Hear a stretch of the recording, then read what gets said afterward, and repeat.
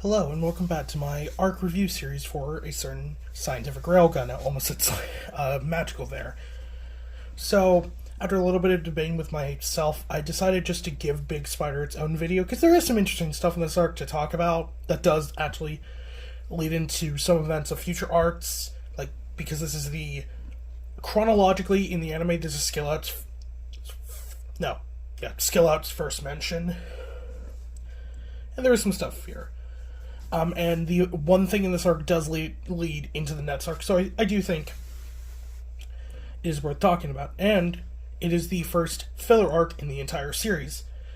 Because, due to Railgun releasing monthly, at the point in time I looked into it, at the point where Railgun got an anime, where the first episode dropped, they were only at chapter 30-ish, so they would have had the Sisters arc. And considering Indent Season 1 just finished a year prior, they probably didn't want to repeat themselves too much and wanted that to kind of sit before they did it. So basically their only option was to do filler. And this would be a tradition until Railgun Season 3, where they would do 2 canon arcs. But for this season they did 2 filler arcs, the first being Big Spider and the second being Poltergeist, which I'll talk about in a week or so. It's an interesting arc. It does lead into stuff. These arcs are considered canon in a sense, because they are hinted at in the manga. You do get some mentions of them, with the Poltergeist arc. You do see characters that show up in Poltergeist be mentioned in the manga. I'll get into that next time. But, so this arc takes place over 2 episodes, which I think is one of the shortest arcs in the entire series. I don't think any arc is 1 episode, but there are a couple arcs that are 2 or 3 episodes, because Index does adapt a lot. But this arc focuses on a branch of Skill Out called Big Spider, led by a guy named Wataru Korozuma, who in the Japanese is voiced by Katsuyuki Konishi, one of my personal favorite Japanese VAs. He voiced Diavolo in JoJo and Tengen in Demon Slayer. He's a great VA.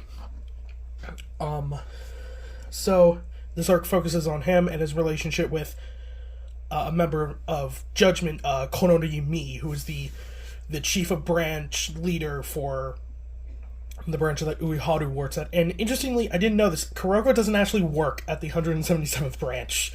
So, sorry if I said that last episode. Apparently she works at the branch for Toki Wadai, the 3rd branch.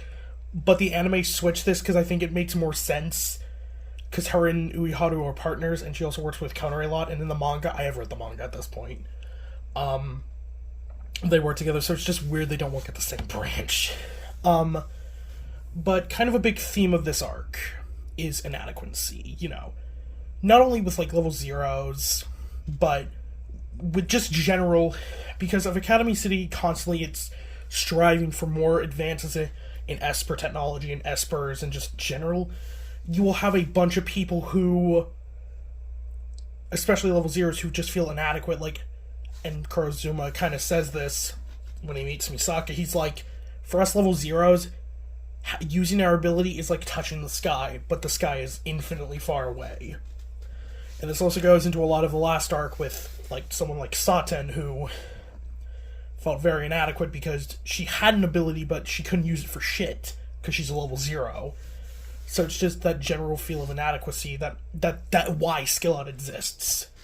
So basically, 2 years ago, Wataru Kurozuma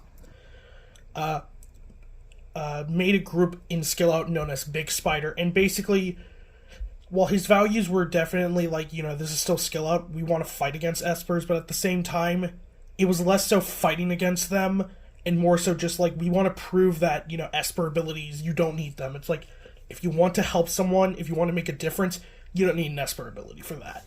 And I went into this last time with, Saten. And Konori witnessed this 2 years ago, because Konori's a little bit older. She's I think she's 16, 17, because she's a high school student. I think she's more Toma's age. And again, Toma's only a year older than Misaka. But she kind of faced this time in her life where she's a level 3 currently, because we find out in this arc that her ability is clairvoyance. She can kind of just look where items are, clairvoyance. It's a pretty simple ability. The tell is with her eyes, that her eyes light up. But she witnessed Kurozuma kind of save this kid, and she really looked up to him, because it's like he was a level 0, but he had a heart. So he still wanted to help people despite not having an ability. And she joined Skill Out, kind of lied about her ability, because Skill Out's whole, like, their inception is fighting against kind of the injustice of Academy City and kind of, like, the inequality, you know. With this, it's like, and I'm pretty sure everyone can relate to this in their life, you know. Like, say in school, it's like you want to strive to do your absolute best, but just, you may never live up to those expectations of your peers or your teachers or your higher-ups. It's just, you're, like, there are some times where just, you try and reach a goal, and it's just the sky. You will never reach it. It's kind of that, and you feel inadequate for that reason. It's like, you want to get good grades in school, but it's like you just struggle constantly, even though you get help. That's kind of the same way in Academy City. So this gets brought to a head with, Kurozuma does find out she's an Esper, and he doesn't care. Like, he doesn't care if you're an Esper or not. He's one of the members of Skill Out who doesn't really care. It's like, yeah, you're an Esper, but I like you. And a little funny thing about Konori and Kurozuma is their character quirk is they just really like drinking milk from the carton. It's just very funny, and this is also hinted at in later OPs. I forget if it's in the next OP, but there's an OP where, like, Kuroko and Konori are arguing, and Konori is just drinking a glass of milk. And the carton of milk, and it's just funny. But basically, another member of this organization, Hibitani Suguo, kind of tricked was, like, captured by another organization, and a lot of shit happened, and Kurozuma got, quote-unquote, killed, but he was actually just sent to prison for 2 years. And over that time, Hibitani took over the organization and made it much more vile, made it much more like what we expect Skill Out to be, is just a group of thugs beating the shit out of Espers. And they're able to do this with a device called Capacity Down, which is a device that basically hinders Esper abilities. It works with it's kind of like on the same process as Level Upper. It kind of messes with your brain so you can't use your ability, and that's how they've been beating up Espers, and this would come into later on the Netstark, because the creator of Capacity Down is the antagonist for the Netstark. I'll get into her next time. She's a vile bitch. She's fun. She's vile bitch. So yeah. This is brought up. They beat the shit out of a lot of Espers, and this arc starts with them going after Kongo. And Konori kind of, like, reminisces about her past, but Kurozuma's back, and he's like, yeah, I'm disbanding this for good. So this all kind of comes to a head. Misaka and Kuroko, of course, get involved. And this comes to a head where they all kind of fight each other. Hibitani gets defeated. We, of course, get the per-arc railgun from Misaka. And a big thing about Kurozuma's character, and with Konori's, and something that is a huge theme in Tuaru, is finding a place where you belong. Like, just because you find a group you may like, doesn't mean that is where you belong. This also gets brought up with, like, characters like Hamazura or Takasubi Suboriko. Yeah, they're members of Item, but that's not where they belong, and there's even other characters who bring this up, like Frenda brings this up. It's like, Takasubo, I hope you find a place where you belong. And this kind of goes into World War III. It's just this theme of finding a place where you belong in an insane world like Tuaru. It's like, pretty much every character we follow goes after this, like Kanzaki. At the beginning of the series, she doesn't have a place where she belongs. Toma doesn't really have a place where he belongs because he has a magic breaker and he's a level 0. Accelerator also doesn't have a place where he belongs due to being, so feared. And, yeah. This arc is good for kind of introducing us to Skill Out earlier, which they would get their own little arc. It's in the SS volume, but it got adapted in Season 2 of the anime. So, yeah.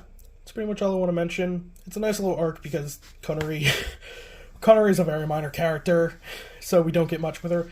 We also, the Railgun team kind of finds out about her past due to her roommate, Yanagi Sako Aomi, who, fun fact, in the sub is voiced by Oriana's VA, and in the dub is voiced by Tangle Road, the antagonist for the movie.